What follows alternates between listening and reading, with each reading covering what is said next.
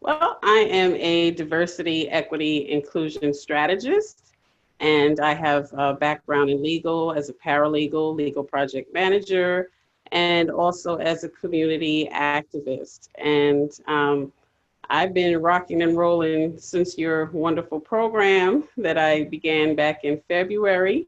Yeah, And the journey has been pretty incredible for me. yeah, yeah. When we got to know each other at the very beginning, your clarity call was done by one of my team members, as I recall. Yeah. And usually, it's in that discussion where we can really fine tune whether we can help someone or not, and frankly, whether there's something more that they could achieve in the marketplace or something different. Having gone through our workshop, you know that most of the time we're helping women up level in their current field and take advantage of what they've got in their, I call it the treasure chest of their education, experience, and expertise. And then Yeah. sometimes women want to make a little bit of a pivot or, kind of make a shift. And that's really what you got really clear on as we were going into the 12-week workshop. But let's talk a little bit about what was going on in your career. And again, we don't want to talk negatively about any of your employers or any of your past or current, but in general, what were you up against when we first got to work? What was going on? Well, I just felt like I had become stagnant, that I wasn't maximizing my full potential. I wasn't growing, and the opportunity for growth was very limited. Mhm. And I had done some DEI work years ago. In fact, that's pretty much how I kind of began my career. I was working in politics at the time for an elected official. And as a result of my community work and outreach, I was drafted at like the tender age. I was in my very early 20s Mhm. and sent to the NYPD precincts in my borough and was, tasked with doing diversity or sensitivity training is what they called it back then. There Right. really was no Yeah. diversity positions. If there were, it was more crisis management.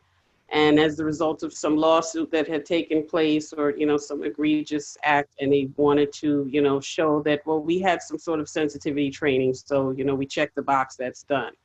And there definitely wasn't much money in it back then. It was something that I was very passionate about. It was near and dear to me. It was sort of as a result of my upbringing. My mother was very big on diversity and inclusion, like without even realizing it. Yeah. And so, like, that was always ingrained in me.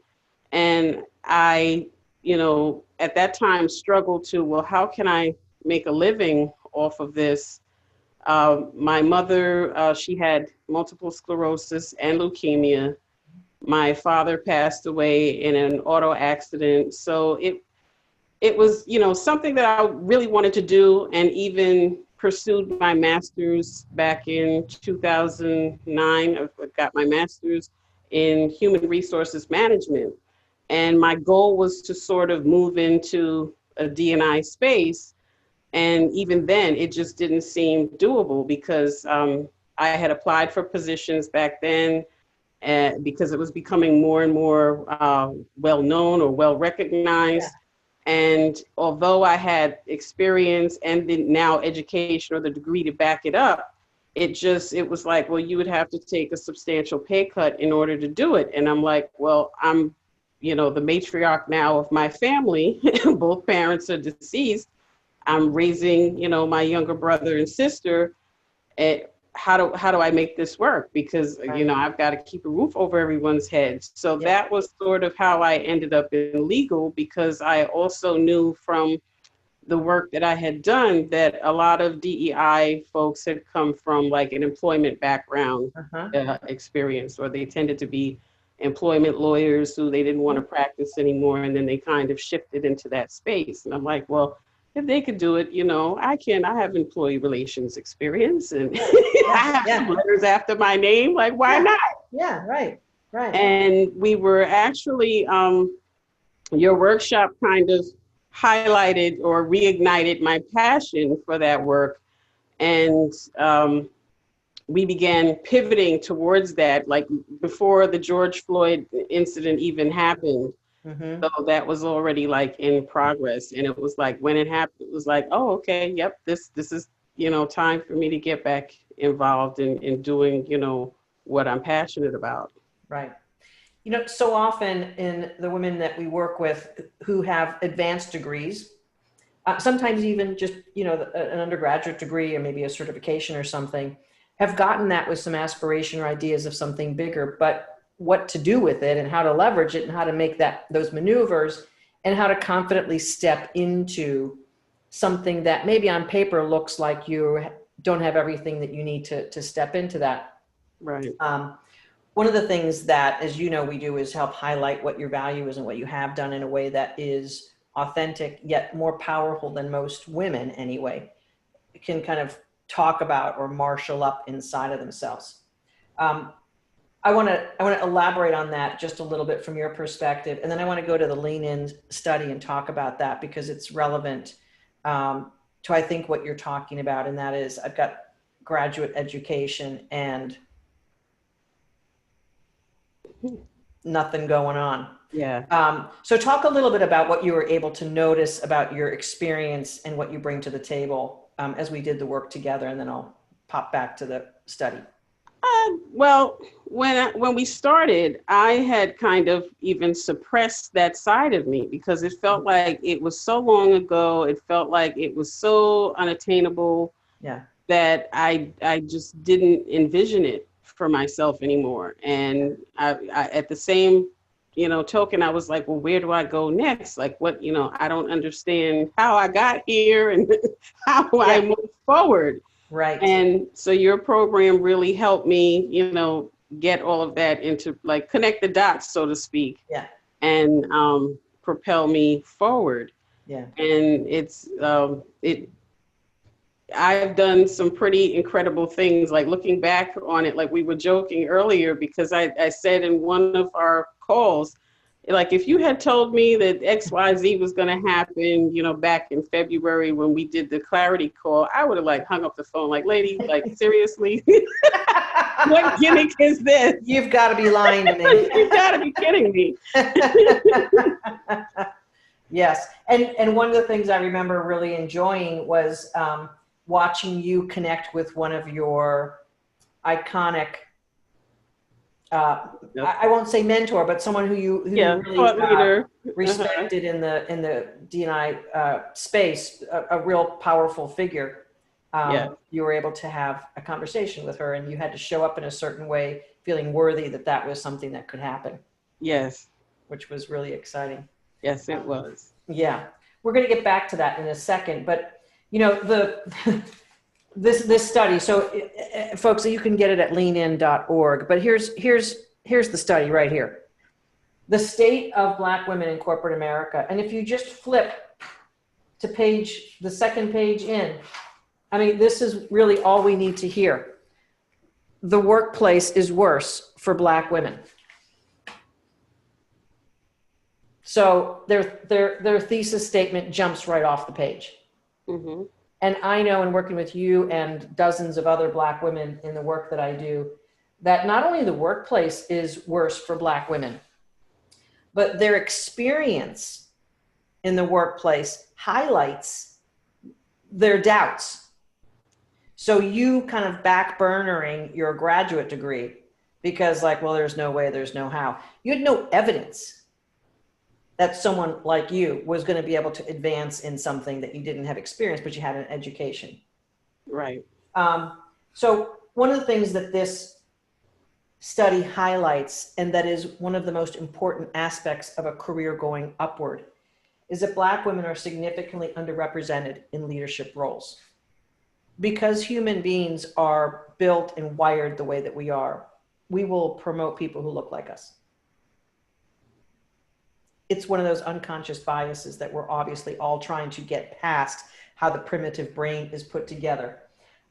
VP roles, Black women make up 1.6% of VP roles in corporate America in these over 500 companies that they studied. And white men are 57%.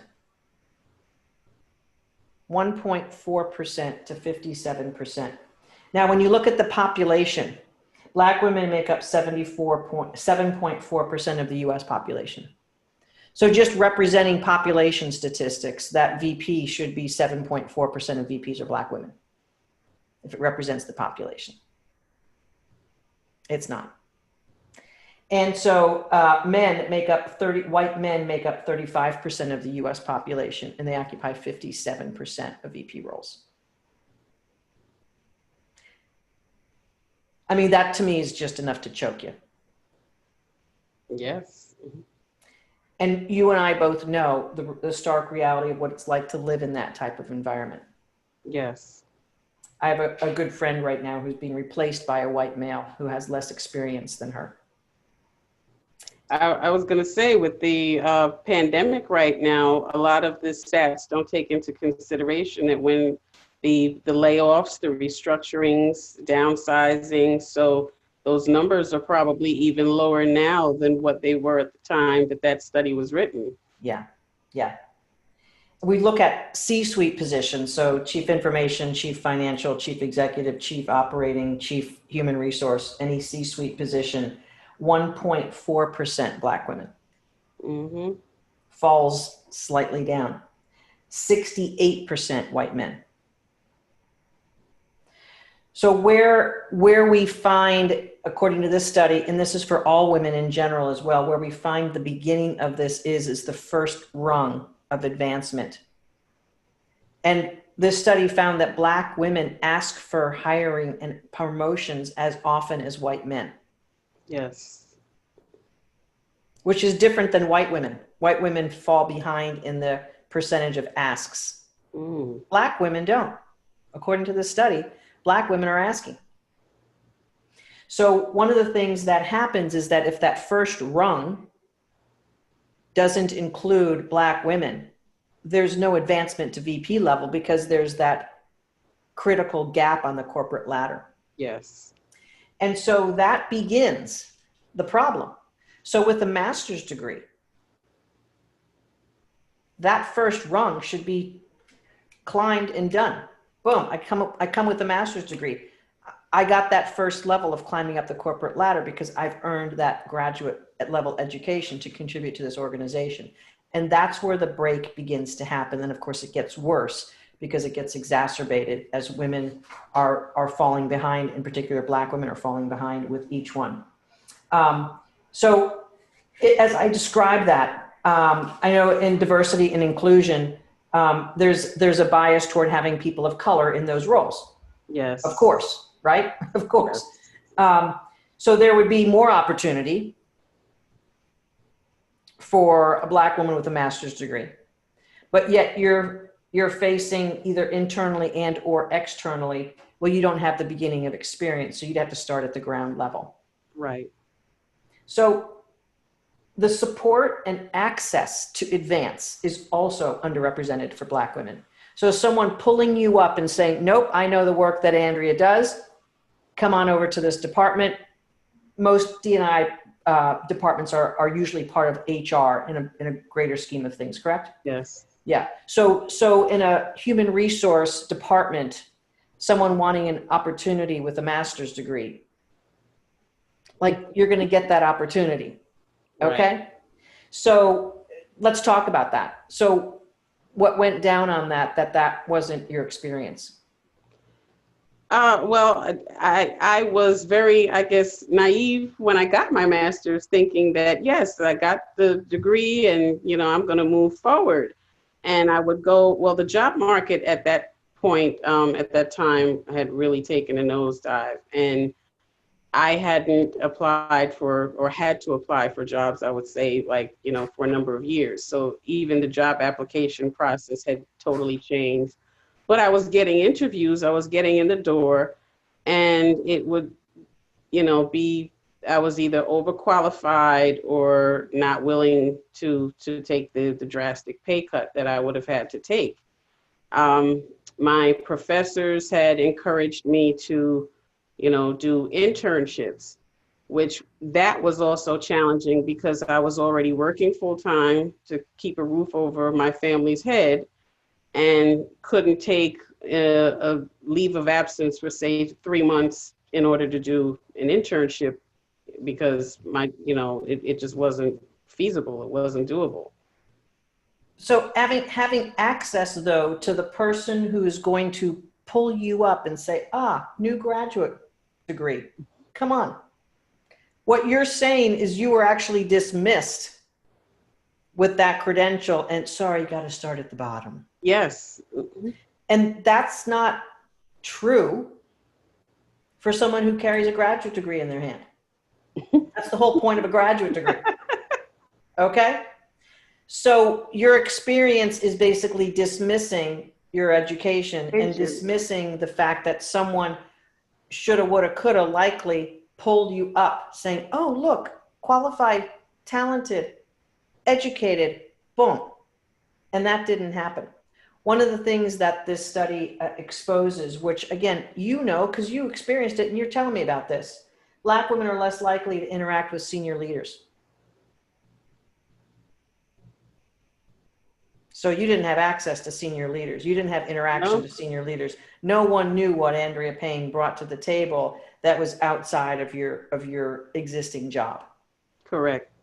And so the exposure in an organization to what usually lifts people up and, hey, Joe's really good at this. Hey, Frank, why don't you promote Joe? So that, hey, Andrea's really good at this. Why don't you promote Andrea into this? That dialogue and exposure is just not there. And so the opportunities get missed. The graduate degree gets hung on the wall. And here you are basically kind of like doing the job as a paralegal, wanting something different and more. You've got everything except the route to get there. Right. The access and the support. That's right. So here's a little quote out of the study in one of these little like bubble boxes here. In a survey of U.S. law firm employees, 62% of women of color with some level of mentorship said that the lack of an influential mentor was a barrier to their advancement. Only 30% of white men said the same. So it's twice the amount of not having that mentor, someone who's going to pull you ahead for Black women as it is to white men. Black women face more day-to-day discrimination at work. You're like, no kidding. I did my graduate thesis on that. I did my graduate thesis on disparity in treatment in law firms. Yeah. You know what this study also points out? That Black women are twice as often, but actually 3 times as often to be having their competence questioned than white men. Oh, yes. And 12% more than white women. And being disrespected, being mistaken for someone at a much lower level. Yes. Hearing demeaning remarks about you or people like you. Mm-hmm. Hearing others surprised at your language skills or other abilities. I had feeling like you can't talk about yourself or your life outside work. Yeah. I know, this is like a mirror. Look, I saw this study. I think it was may have been a LinkedIn post about it, and I popped through there as soon as I possibly could because it's my job and my passion to elevate and up-level women. And as I got into this work and really saw firsthand what Black women and Indian women and Hispanic women, we've got a powerful Hispanic woman in our Leadership Academy and in some of our accelerator programs, and she's facing very similar stuff. Now, she has a very thick accent, which is another thing that goes against how people are treated in the workplace. So let's talk a little bit about diversity and inclusion and how we as human beings need to open ourselves up to people who not only look different, maybe talk a little bit differently, accents in other cultures. Indian women, there's a couple of Indian women who are in some of our power circles, if you will, and their ability to be able to communicate and translate their competency, their leadership, their abilities, etc., is a little bit challenging for them. Yes. So what has to happen, in my view, I'm not a D&I expert, but I see these things playing out all the time, is that white people, white men who are really the power base of this country anyway, globally, really, in many areas, have to be appreciative and willing to take their biases off the table and see everyone for what they bring to the table. What are some of the things that you would like to advance or advocate for that you see that would be some of the first layer of that as a diversity and inclusion consultant that you are becoming to be? Well, one of the things I noticed in doing my graduate research, and even in general in throughout my many years of work, is that a lot of work happens unofficially or officially at cocktail hour. Like you get invited to happy hour, and some people may not drink, whether for religious reasons or, they may have had an alcoholism issue, and that's usually not factored in it. But, it's like if you don't go, then you miss out. And even if you do show up in those spaces, if you're a woman of color and you're there, but no one talks to you, like you're sitting like in the corner, or you're trying to navigate your way into conversations, but you're dismissed because of what you look like. That's an obstacle. So one of the thought leaders I follow was saying that diversity and inclusion is more like having a party and not being asked to dance. Mm-hmm. The goal for inclusion is to get everybody on the floor dancing, and that's what we need to move forward, and strive for. Right, right. When you're talking about the after hours or after work things, and how some of the casualness of relationships or conversations that can happen when that space is more relaxed, it does advance people's opinions of other people, or it diminishes them. Right. And so if you come into that scenario already feeling like an outsider, your own personal emotional memories of not being invited, not being accepted, not being respected is going to be the lead of how you're bringing yourself into those scenarios. Yes. So let's talk a little bit about where you've come internally with how you feel about yourself and your value, and the difference between when we started working together and where you are now. And I might highlight some of the things that have happened. If you don't do that, I'm going to do that. So just to preface, those of you who don't know our work in the Kick-Ass Workshop, one of the things that we help our ladies do is to be comfortable bragging, because tooting your own horn and knowing your value and being able to articulate it in a way that other people can say, oh, you know that? Oh, you do that? Oh, that's great, is a really important part of the work that we do. So knock it out of the park here, Andrea. Give us a few brags about who you've become and what you have been able to execute and experience because of that. Okay. Well, first, the main one was shortly after I finished the workshop, I was asked, just got an email from one of my legislators, and he was newly elected, and he was seeking community support for a bill on diversity in terms of banning discrimination against those that have natural hairstyles, braided hairstyles, and wear religious garments. And I was like, sure, like this is right up my alley. Let me respond. And I just figured if I sent off this email saying, yes, I support it and here's why, like that was done. Like, okay, cool. Like I supported it. And then I got a call saying, like, would you be available to address the county legislature on such and such date and such? And I'm like, what? And I'm like, okay. Like me? So I did. I showed up. Yeah. And there were, a few other speakers ahead of me. I was the last person to speak, but I noticed, because they did it on a Zoom platform since everything was closed, And I'm noticing, I said, well, they didn't ask anybody any other questions. Like, I can't wait for them to finish so I could go in and have dinner, because we were hanging on the phone for like, it was a while. And it was getting late. And I was like, oh, I'm tired. I'm hungry. I can't wait to, get my little 3 minutes and I'm done. Yeah. But then they started asking all of these follow-up questions. And I'm like, you didn't ask any of these other people any questions. And I'm like, why are they asking me? And at one point I felt like I was being grilled, but I toughed it out. Like, I was answering the questions, and they just seemed to be very engaged in what I was saying. And I was just like, okay, like, I really hope this bill passes. Like, if they're asking me all of these questions. And the bill did end up passing. And I wound up being contacted like a month later by a news reporter who's like, yeah, the bill is passing tomorrow, and we just wanted to get your comments. And I'm like, whoa. And then I was invited to a press conference last month recognizing my efforts as a community leader, and the counties had passed several other diversity bills, like in light of, that one Mm-hmm. and the support of it.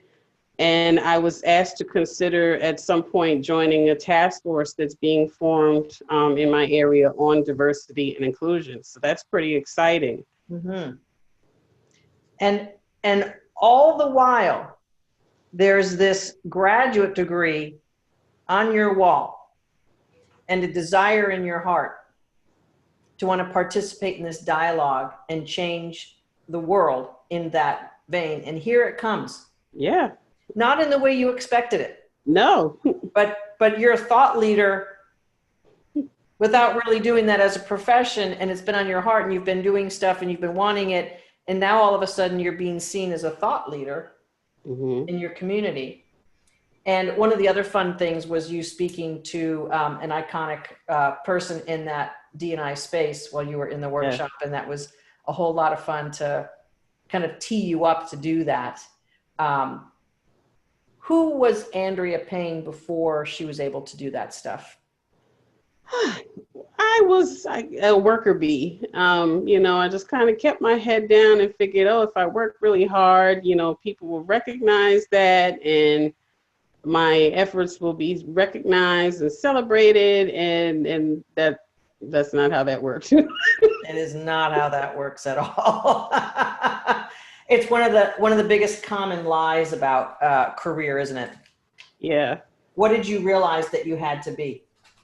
Oh, you have to be bold. You have to make moves, power moves, and you've really you've got to first of all lift your soul up. You've got to like how your podcast, your radio show says, bring your soul to work. You've really got to do that, because if you don't have any soul in it, and in the D&I space or the DEI space, it's actually very challenging. Like there's a lot of burnout that people don't talk about. You have to practice a lot of self-care. So this, the format in which your workshop is presented was very helpful with that, because I had gotten very neglectful regarding self-care. Yeah. And realized, now, especially with everything going on and DEI leaders are in such demand, that they're being overburdened, overworked, and some of them are burning out very quickly. And it's like, okay, well, now I know what I need to do to stay up there. And I know when to take breaks when I need to, and just recharge. Right. When you're used to having to grind it out, Mm-hmm. it's easy to lose touch with what you need as a person, as a human being, to be healthy and vibrant and thriving. So grinding it out becomes the habit, and you just work and work and work, or prove and prove and prove. And you hope one day that golden brass ring will show up, and you'll be like, oh, finally, all the hard work.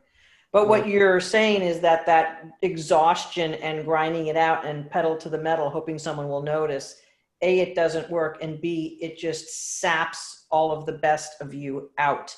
Correct. And now you're depleted trying to get something that you haven't been able to get And all the ways that you were trying to get it are actually not the true ways to get it. Right. It's by having a self-confidence and an inner ability to be able to promote yourself. It's Yeah. about finding allegiances and alliances that you can engage that know who you are and will help advance you. Mm-hmm. It's about staying motivated for what you believe you can do and want to do, and not let the obstacles defeat you. And one of the things that this lead-in study noticed is that Black women want to lead, and they are motivated to improve their workplaces. Yes. So I think the future is bright, not only for you, but also because of you. Because you become a role model for other Black women, for other women. You become a role model for all people, stepping into your power and being willing to speak your truth and stand in that and not feel the overwhelming obstacles taking over. You are taking over you. And that's what I love about your journey, is that you have chosen you. Here's who I am. Here's who I want to be. Here's who I am going to be in this world. And having that boldness not to be stopped. Now, we haven't talked about one thing that stops a lot of Black women from being bold. And that's being typecast as an angry Black woman. Oh, yeah. And I know, just as a woman, being labeled as a bitch if you take charge of something is enough to stop most women from taking charge of things. We don't want to be labeled. We don't want to be seen as something that we're not, and we don't want to be misunderstood that being in our power has this negative label. So how are you finding yourself, Andrea, to step into your power without letting that silent critic win? Tell me about that. I've been following all of the self-care tips that your wonderful workshop has gotten me on track with. And I find that I'm vibrating at a much higher and different level than I was several months ago. For example, I was, in my personal life, I was dealing with a very protracted litigation that was going on. And it had depleted me. I felt so defeated and crushed. And it sort of came to an end this year. And it didn't come in to the end that I had expected or I had hoped for. But it was like, oh, okay, well, that's it then, you know. You're like, I'm fighting for that, and that's that, huh? Okay. And I remember, climax, huh?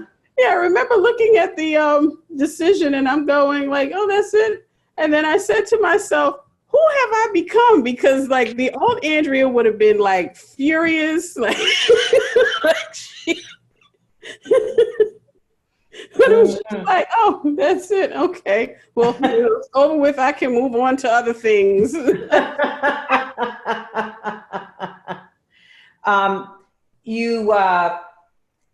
You decided to take better care of your body. Yeah. You are prioritizing yourself. And the other cool little gem that you shared with me is that the community of graduates of the workshop, that has been a rich experience for you with other kick-ass women who are all helping each other gain different types of advantages and networking and that sort of thing. And there's been an opportunity put for you to really participate in an official level in what you love to do. If you were to talk to either yourself a couple of years ago or a woman who was in your shoes in February, what would you say? Yeah, I would definitely tell them to sign up for this workshop. Even my friends have noticed a big difference. Like those close to me, they're like whatever, like whoever this lady is or whatever, like you've been doing for the past several months, like I see a change in you, and I'm like, okay. Yeah. You definitely are lighter, brighter, happier. You're younger. I mean, I think we've discovered the fountain of youth. What do you think? Uh, Yeah. Bringing your And I soul am back to life. lighter. I Yeah, lost right. 23 pounds. Boom. Not through suffering, though. No. Just from saying, you know what, this is my body and this is what my choice is going to be and this is what I'm going to Yeah. do. Yeah. You know, when you feel good about yourself, all of the things that we as human beings do to soothe our pain begin to melt away and we don't need them anymore. Mm-hmm. And as most human beings know, you know, food is one of the easiest ways to soothe our pain. Yeah. And so when you're not in pain, when you're not needing that level of soothing because you've done the soul work and you're hanging out in an expression of your divinity, there isn't that level of, well, I need to soothe this. Oh my God, oh my God, oh my God. And that's one of the most beautiful things. You know, you may not know this, but there's been women who've quit smoking, been able to get off like blood pressure meds, anti-anxiety meds. They're sleeping better. Relationships that are good get better. Relationships that are bad get tossed out Oh, the yeah. door. I think you had a good to great situation with the relationship as well. And so all of the things that are empowering and feel good get better. And all of the things that were disempowering and holding you back begin to get out of your zone, don't they? Yes. Yeah. Yeah. What's next for Andrea Payne? Well, I've made some wonderful connections in our group. And one of those connections has invited me to do some DEI work with one of the organizations that she's running. And it's moving and at a fast pace. Yeah. Yeah. That's awesome. Keep your eye on the prize because you're definitely worthy of contributing at a very high level, Andrea. And anyone watching this interview is seeing a bright, shiny, powerful, charismatic, intelligent, awesome woman who's going to make a bigger and bigger difference in the world as you continue to breathe each day. You're really a shining star on the planet. And I am delighted to have witnessed you coming into that. It's been a real pleasure to watch that. And I also really thank you from the bottom of my heart for participating in this important dialogue about Black women's careers matter. They do for all of us, and they do for you individually. So I appreciate you advocating for yourself, for your sisterhood, and for the globe to do a better job at advancing Black women in their careers and in the workplace. It's going to make us all better. So thank you very much for the contribution today and the contributions that you are making every single day by being an awesome version of you. Been really awesome. Thank you. Thank you, Mo. Yeah. For those of you who want to get started with the journey that Andrea just described and where she's been going, it starts with a complimentary career clarity call. There we talk about what's going on, what's holding you back, and what you really want to do. And if we feel that we can help you advance, we will help do that in our 12-week Kick-Ass workshop. It does require some work, does it not, Andrea? Oh, yeah. It's a lot of work, but it's worth it. It's self-work. Yes. Inner absolutely. work. Yeah, that's right. That's right. So we have a pleasure helping lift hundreds of women every year, and really the shining examples of Andrea and the other women you'll hear about this week really touches my heart because their souls are now contributing to the world in a way that was always meant to be. Thank you again, Andrea. I really appreciate you sharing your story and being with me here today. It's always a pleasure to connect with you. Thanks, Mo. All right. Folks, mofall.com/strategy is the way you get that complimentary career clarity call. We'll see you next time. Motivational Monday. This is Coach Mo Fall.